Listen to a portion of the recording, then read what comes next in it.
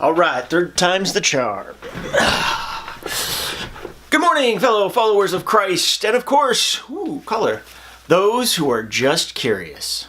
All right, let's talk about evangelicals' love for the Ten Commandments and how they love to just plaster those things everywhere. They want to put them in the schools because they think, oh yes, the Ten Commandments, they'll make students behave better. They want to slap them on courthouses or in front of courthouses and nice monuments because they think that this country was somehow founded on the Ten Commandments. I'm not sure if the Founding Fathers would really agree with that one. And they also put them up in their churches, outside the churches, inside the churches in the foyers, down the halls, in the classrooms, and of course, prominently displayed in the sanctuary right next to the cross of Jesus Christ. Now, the lie that the evangelicals perpetrate when it comes to the Ten Commandments is that somehow the Ten Commandments are important for the life of a Christian. And they will jump through hoops after hoops trying to convince everybody that being a Christian and the Ten Commandments go hand in hand. Unfortunately, they are so biblically and theologically illiterate that they have no idea how wrong they are. And what they do completely undermines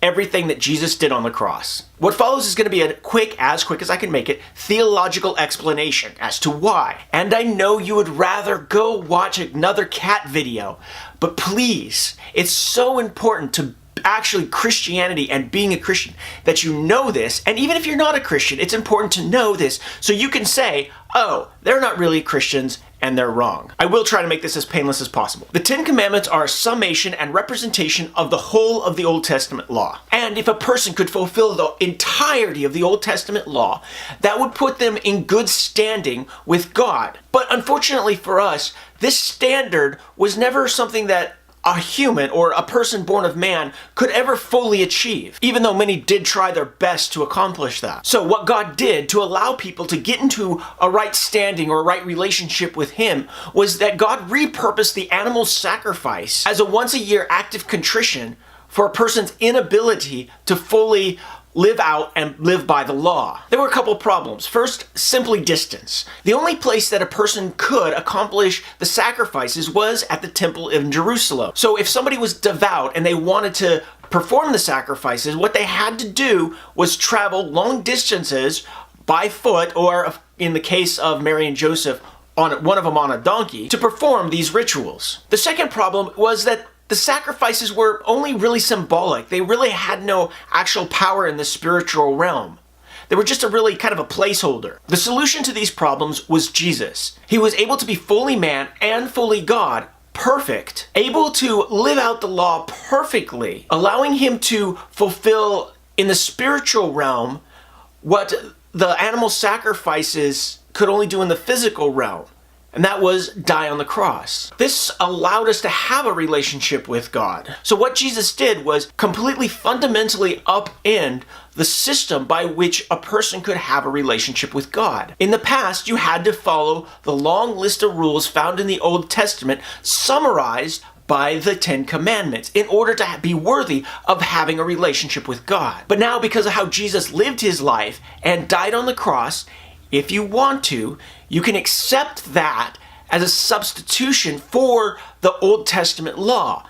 Then you now become worthy of having a relationship with God. So for Christians, it's now no longer about those long lists of rules, those 10 commandments that we could never keep in order to have a relationship with God. It's about Jesus Christ, loving Him, and doing what He asks us, loving God and loving others in order to have a relationship with God. So whenever a true Christian sees the 10 commandments being used as a standard by which we must obey in order to have a right relationship with God, we get angry. We have a visceral gut reaction, kind of like Paul in Galatians 5.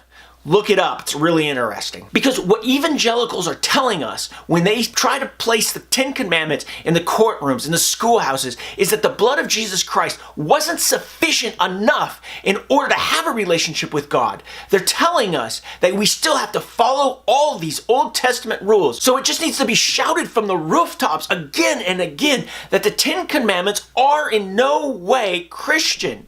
They don't fulfill the grace and compassion that Christ showed us on the cross. And when you see churches and pastors saying that the Ten Commandments are somehow part and parcel to who we are as Christians, you need to flee from those churches and run, because there is no compassion, there is no grace to what they're actually doing, and you're going to wind up getting hurt. This is why you see so many horrible things coming out of those kind of evangelical churches. All right, rant over. This is where I'm going to end it for today. My name is David Patton. I publish videos most Fridays talking about my Christian faith and my journey through it. If you like this video, give it a thumbs up and share it with your friends. If you have any questions or comments, of course, those go below. Last week's video about why I no longer call myself an evangelical is going to go right about there. You can subscribe, of course, by clicking right about there. And because you didn't click away when I started talking about theology, right there's a cat video for you. Thank you for watching. Have a good week, and God bless.